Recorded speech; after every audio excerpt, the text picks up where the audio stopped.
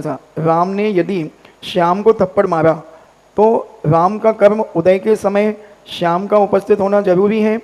तब आपने उदाहरण दिया था कि वह मोक्ष चला गया है तो फिर उसको दरवाजे से ठोकर लग सकती है। इसी प्रश्न में मेरी अगली जिज्ञासा है कि श्याम मोक्ष नहीं गया और राम कश्मीर में है और श्याम कन्याकुमारी में है, तो राम का कर्म उदय आया, तब क्या कर्म के निमित्त से राम और श्याम मिलकर कर्म का फल भोगेंगे, या फिर श्याम के मोक्ष जाने के बाद भी राम श्याम की अनुपस्थिति में किसी अन्य व्यक्ति के माध्यम से जड़ वस्तु से कर्म फल को भोग सकता है? मोक्ष का तो एक उपलक्षण उदाहरण दिया था, वो अन्यत्र कहीं भी हो। मान लीजिए अभी कर्म का उदय आने वाला है और श्याम कन्याकुमारी में है और राम का कर्म का उदय आना, तो जम्मू कश्मीर में ठोकर लग जाएगी उसको, जम्मू कश्मीर की चौखट लग जाएगी, गिर जाएगा तो पत्थर पर उसका सिर पड़ जाएगा। वो तो मोक्ष का तो उदाहरण दिया। संसार में कहीं भी यदि वो दिव्य क्षेत्र काल भाव की मर्यादा में नहीं मिला तो कर्म तो उदय में आएगा।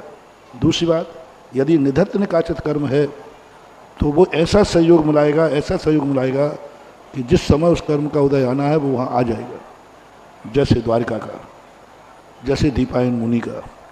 दीपायन मुनि को जब पता चला कि मेरे द्वारा द्वारिका का नाश होगा तो वो चले गए और 12 साल तक घूमते रहे।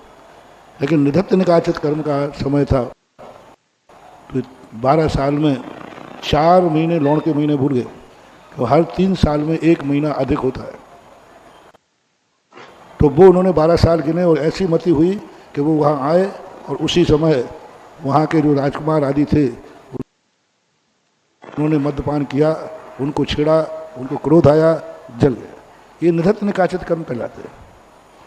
जगत कुमार के द्वारा आर्य चक्री की मौत लिखी थी तो वो हुई, तो कभी निधत्त निकाचित कर्म होंगे तो वो अपने आप पहले से प्लानिंग करके वो मिला करके उनको मिला देंगे, और नहीं मिला तो उसका फल किसी न किसी रूप में मिलेगा।